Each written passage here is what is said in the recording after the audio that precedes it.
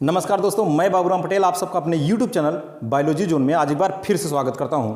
दोस्तों, आज हम अपने इस वीडियो में आज आपसे हम बात करने वाले हैं टीजीटी बायोलॉजी के सिलेबस के बारे में पूरी विस्तार से चर्चा करने वाले हैं। ठीक है, आप देख रहे हैं कि हमारे इस वीडियो में बिल्कुल कि उत्तर प्रदेश माध्यमिक शिक्षा सेवा चयन बोर्ड 23 एलनगंज इलाहाबाद 211002 पाठ्यक्रम की बात करने वाले हैं। मेरे दोस्त, पाठ्यक्रम की बात करने वाले हैं प्रशिक्षित स्नातक विषय जीव विज्ञान। ठीक है, तो आज हम लोग मेरे दोस्त जीव विज्ञान के सिलेबस पर चर्चा करने वाले हैं कि जीव विज्ञान के सिलेबस को आखिर देख लिया जाए, क्या क्या पढ़ना है हमको इसमें, जूलॉजी में क्या पढ़ना है, बॉटनी में क्या पढ़ना है। क्योंकि अगर आपको रणनीति बनानी है, टीजीटी परीक्षा क्वालिफाई करनी है, तो सबसे पहली बात ये कि आपकी पकड़ पूरे सिलेबस पर होनी चाहिए कि इसमें सिलेबस क्या है, कि सिलेबस में क्या कह रहा है, पूरा आपके दिमाग में हमेशा चलना चाहिए। ठीक है, तो आज हम बात करने वाले हैं बिल्कुल इसी पाठ्यक्रम के बारे में। टीजीटी के भी पाठ्यक्रम के बारे में बात करेंगे और पीजीटी के पाठ्यक्रम के बारे में, दोनों के बारे में बात करेंगे। तो चलिए देख लिया जाए आखिर इसका पाठ्यक्रम है क्या। तो देखिए, हम आपको बता दें दोस्त, बिल्कुल सबसे पहले इसमें दो खंड हैं। ठीक है, दो खंड हैं इसमें। दोनों खंड में एक तो जंतु विज्ञान है और दूसरा है वनस्पति विज्ञान। आप देख रहे हैं कि यह है जंतु विज्ञान। ठीक है, जूलॉजी, जूलॉजी पहला जो सेक्शन है वह है जूलॉजी। ठीक है, जूलॉजी के बारे में बात करने वाले हैं। जूलॉजी में क्या क्या आपको पढ़ना है, पहले इसको देखिए। देखिए, जूलॉजी में आपको क्या पढ़ना है, विभिन्न संघों के निम्नलिखित प्रतिनिधियों का वर्गीकरण। ठीक है, फाइलम में जो आपको देखना है, फाइलम का क्लासिफिकेशन देखना है। मेरे दोस्तों, क्या पढ़ना है, क्लासिफिकेशन। ठीक है, जो 10 मेजर फाइलम है। ठीक है, 10 मेजर फाइलम, वो चाहे इनवर्टिब्रेटा को हो चाहे वर्टिब्रेटा को, अर्थात आप कह दीजिए इसमें चाहे लोअर हो चाहे हायर। और इसका स्वभाव देखना है, संरचना है और जीवन चक्र। स्वभाव, संरचना, जीवन चक्र। अब देखिए, यहां पर पहला फाइलम है, यहां पर प्रोटोजोआ। ठीक है, पहला फाइलम है यहां पर प्रोटोजोआ। प्रोटोजोआ है मेरे दोस्त, प्रोटोजोआ। ठीक है, अब पहला फाइलम तो हो गया प्रोटोजोआ। प्रोटोजोआ में क्या क्या पढ़ना है अभी मैं बात करता हूं। अब प्रोटोजोआ के बाद दूसरा जो फाइलम है वह है पोरीफेरा। ठीक है, प्रोटोजोआ और पोरीफेरा। ठीक है, तो इसको भी थोड़ा सा देखिए हाईलाइटेड कर देते हैं हम। ये हो गया पोरीफेरा और पहला हो गया प्रोटोजोआ। ठीक है, पोरीफेरा के बाद आप देखिए सिलेंट्रेटा है। कौन सा है मेरे दोस्त, सिलेंट्रेटा। और सिलेंट्रेटा के बाद है हेलमिंथीस। ठीक है, हेलमिंथ है, हेलमिंथीस। और उसके बाद आपको पढ़ना है इसमें एस्केलमेंथीस भी पढ़ना है। ठीक है, एस्केलमेंथीस। फिर है यहां पर एनीलिडा। एनीलिडा एक फाइलम हो गया। और एनीलिडा के बाद है आर्थ्रोपोडा।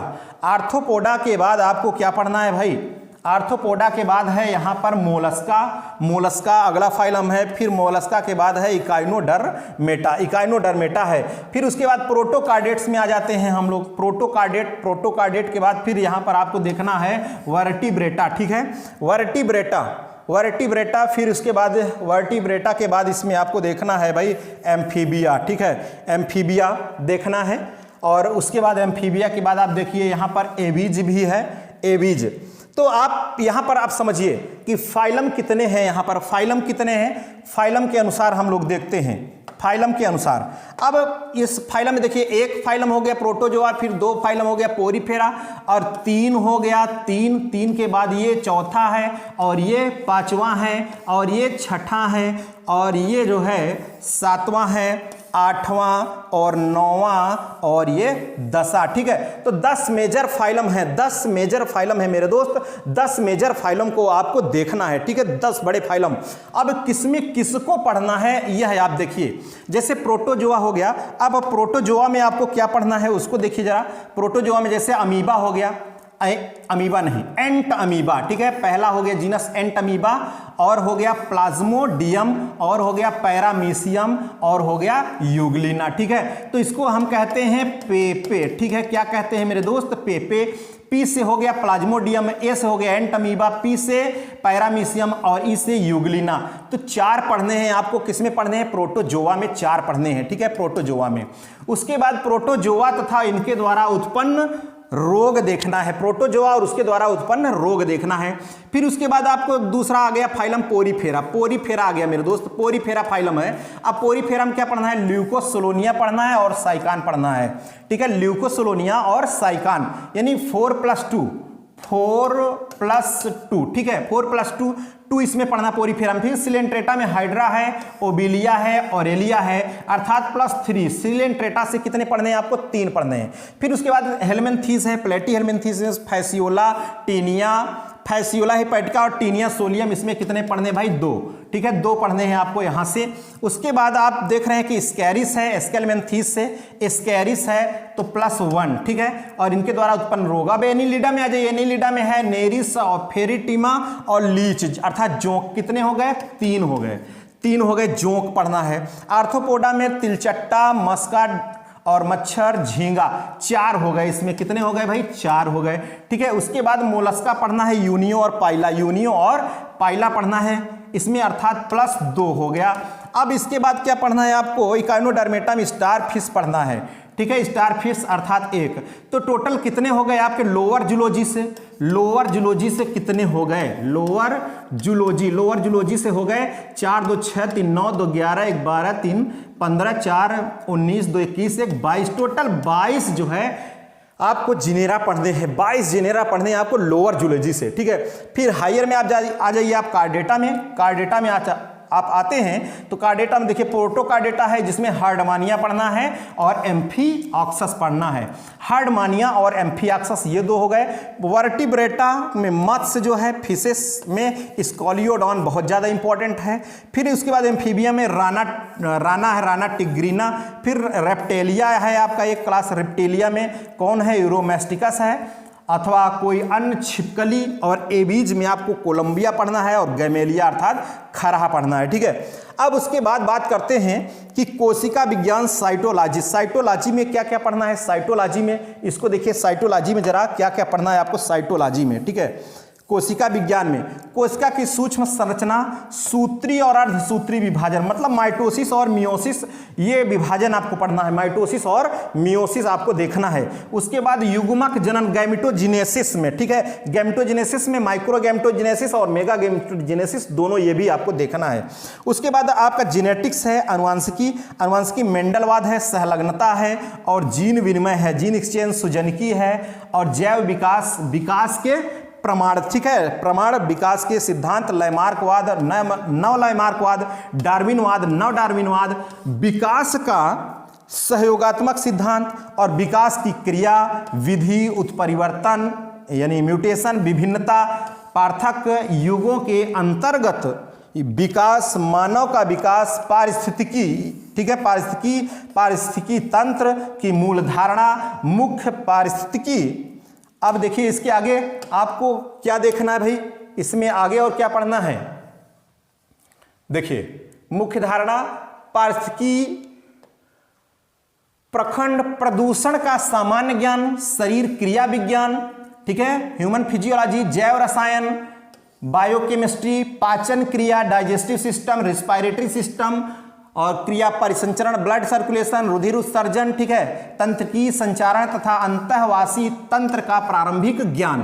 फिर कार्बोहाइड्रेट देखना है आपको, कार्बोहाइड्रेट, प्रोटीन, वसा, एंजाइम और हार्मोन्स के गुण और वर्गीकरण संबंधी प्रारंभिक ज्ञान।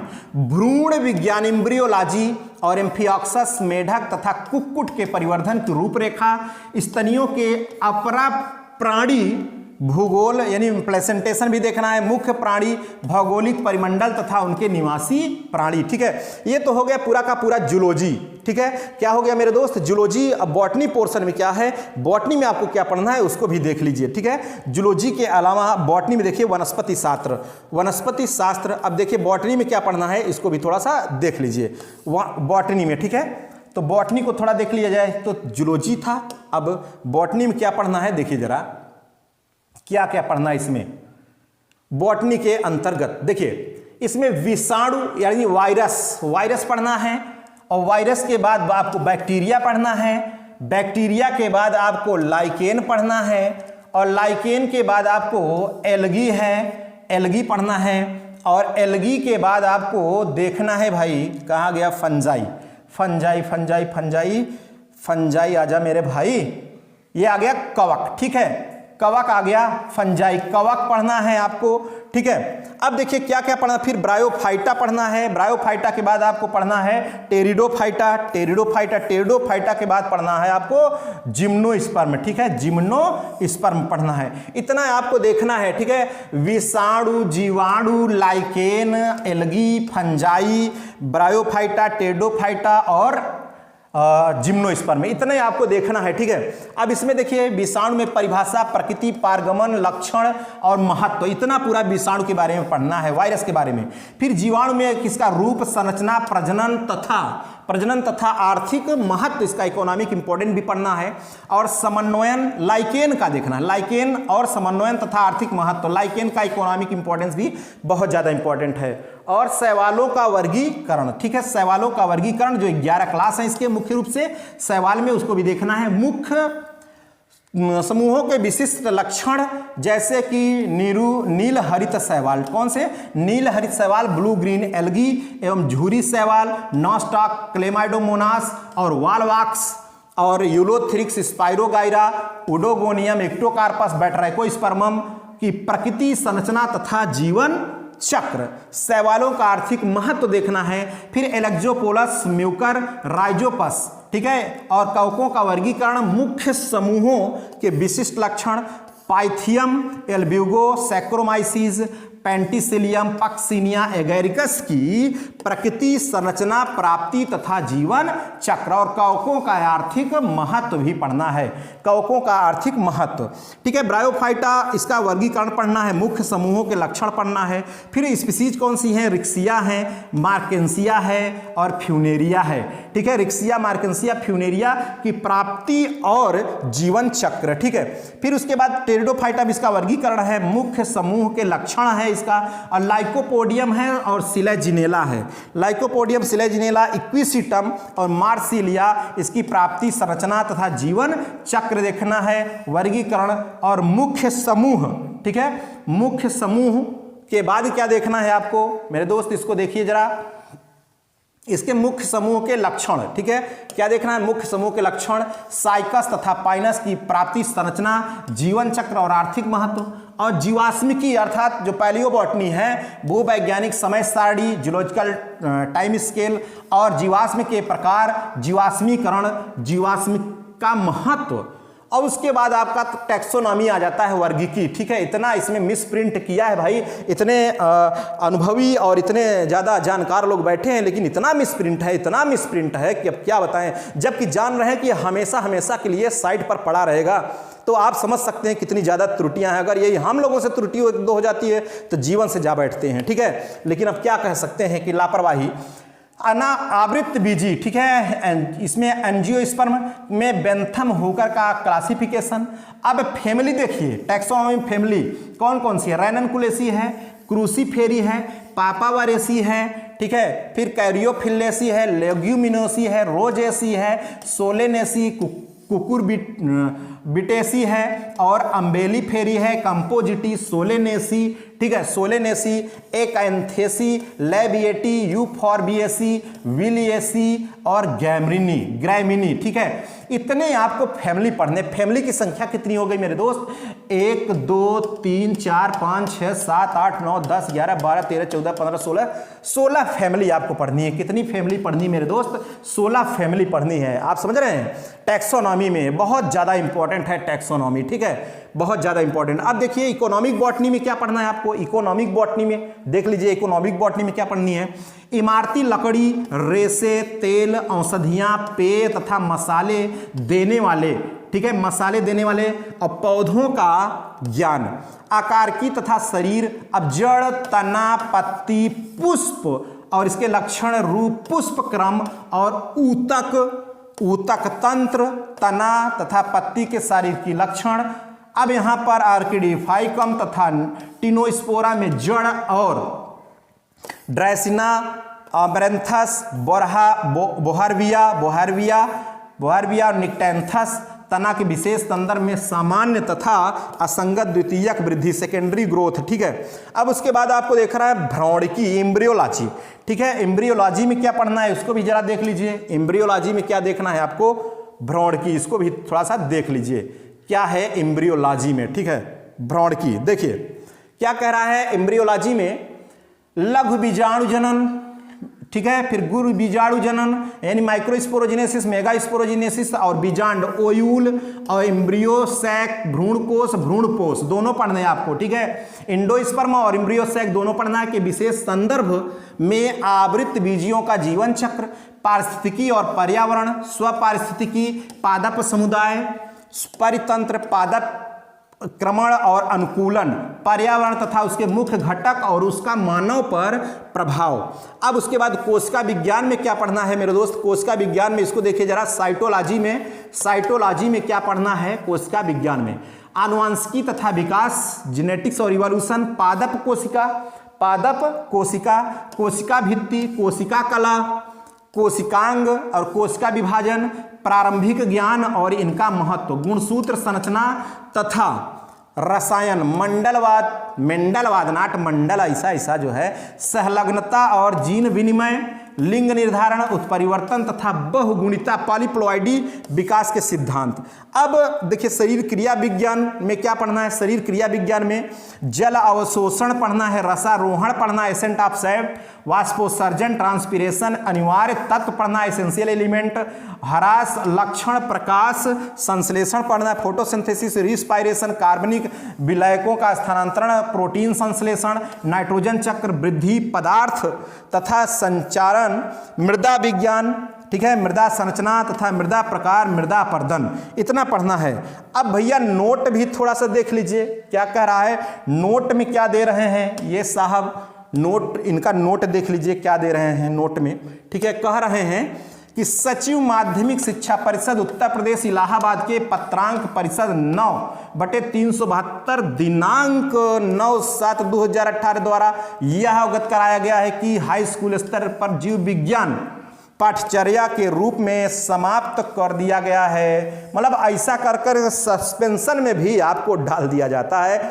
भाई इन लोगों का आज तक जो है ये गोली और छर्रा मेरी समझ में नहीं आ रहा है, ठीक है। एक तरफ जो है हम कितना मनोबल बढ़ाया जाए भाई, जब मनोबल को घटाने वाले लोग लगे हों, ऐसा बीच बीच में पटाखा मार रहे हो तो कहाँ से मनोबल बढ़ेगा भाई, ठीक है। लेकिन आप लोग कंसंट्रेशन अपना माइंड को एकदम स्थिर करिए और बिल्कुल जुट जाइए, इसी सिलेबस के अनुसार, इसी सिलेबस के अकॉर्डिंग आप एकदम बिल्कुल बैठ जाइए। और देखिए एक एक भाग को आप लोग नोट कर लीजिए, एक एक भाग को नोट नहीं करेंगे जब तक तब तक आपका कॉन्फिडेंस नहीं बनेगा। और जब कॉन्फिडेंस आपका बन जाएगा तो हम आपको बता दें कि शिक्षा वह शेरनी का दूध है जो पिया है वही दाढ़ा है। शिक्षा में बहुत बड़ी ताकत है, ठीक है। लेकिन इसको पाने के लिए आप बैठ करके सोच करके नहीं पा सकते, इसके लिए आपको जुटना पड़ेगा, लगना पड़ेगा। मेरे दोस्त आप लोग जुट जाइए, आप लोगों के लिए बहुत बड़ा गोल्डन चांस है, ठीक है। कि टीजीटी भी है, पीजीटी भी है, 2016 का भी एग्जाम अभी है और 20 का गया और जीआईसी लेक्चरर का भी है। अगर आप लोग एमएससी बीएड हैं तो बिल्कुल आप लोग जुट जाइए।